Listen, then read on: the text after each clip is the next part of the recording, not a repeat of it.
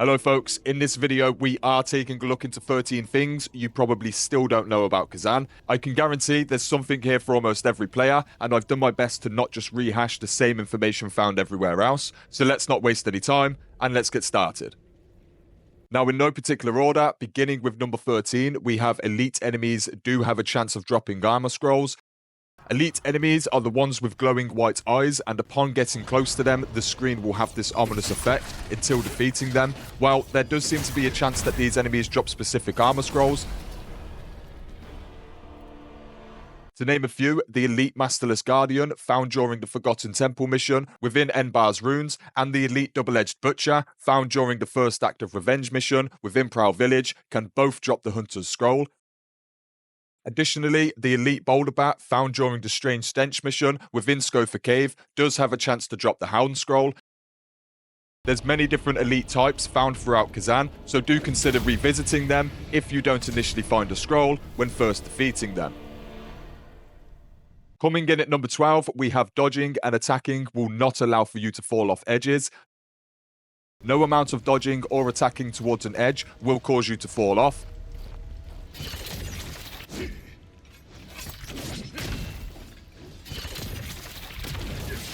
Only if you take damage near an edge will you become stumbled, and then taking damage again will cause you to fall. Just bear this in mind when running from enemies, as only walking or running towards an edge will actually cause for you to fall off.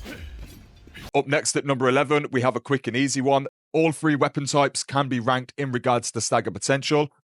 Greatswords are the best at this and will break stance very often. Spears come in at a very close second if used correctly, and dual wield not only comes in last, but also does not do very well at staggering in general. For number 10, we have, in addition to the previous point, that the weapons can also be ranked in regards to elemental build-up. Dual wield is the best at this due to its rapid attack patterns. Spears come in again at a very close second, and greatswords are inherently not very good at building up status effects at all. Elemental build-up is still worth using for all weapons, but just always take into consideration specific weapon strengths and weaknesses, unless you're using the spear, in which case there doesn't seem to be much it can't do. Coming in at number 9, we have some spirit skills not costing spirit if they do not connect with an enemy. It's a simple one, but it's worth noting that some skills do possess this quality and make attempting them a little bit less punishing if things do go wrong. Up next at number 8, we have Damage Multiplier and other terminologies.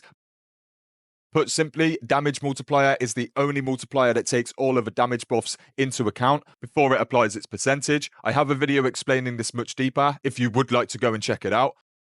Otherwise, there is an in-game encyclopedia where a lot of these terminologies can be looked up, and I do recommend taking 10 minutes out to do so. For instance, critical does not refer to critical attacks. Instead, critical is simply the name given to an effect that initiates whenever you are below 30% health, and enemy critical refers to when enemies are below 50% health. Like I say, it's worth digging through here, as there is definitely some valuable information to be found. For number 7, we have Javelin bolts and their uses against perched enemies.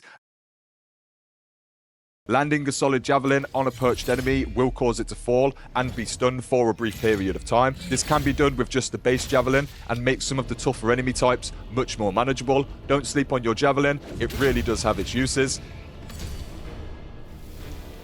Coming in at number 6, we have trapped chests cannot be looted prior to them having exploded. Trust me, it really doesn't matter how much you try. Up next for number 5, we have Daphrona's Codex and Khazan's Memories. If you didn't already know, then within Daphrona's Codex are unlockable challenges, and some of these reward crafting scrolls for consumables and armor, as well as a range of additional rewards.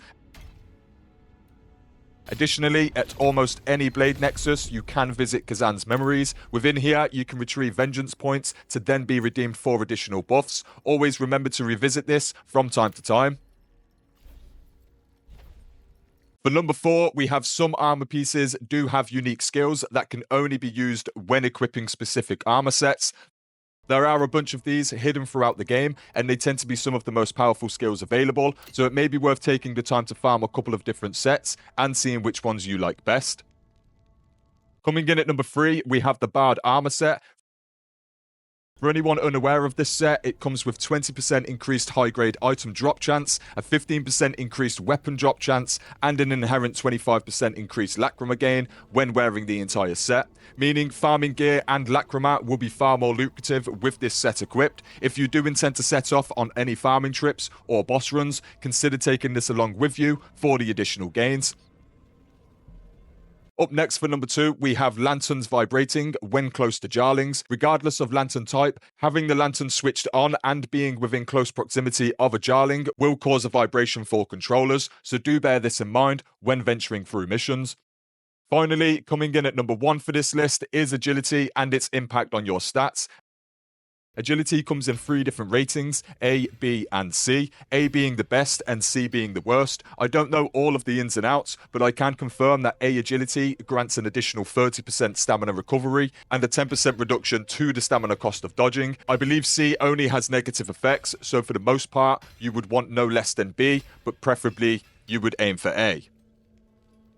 That's it for this guide, folks. I do have a range of guides on the channel, and I am working very hard on many more, so do feel free to stop on by and check things out. Otherwise, thanks for watching, folks, and until next time, peace.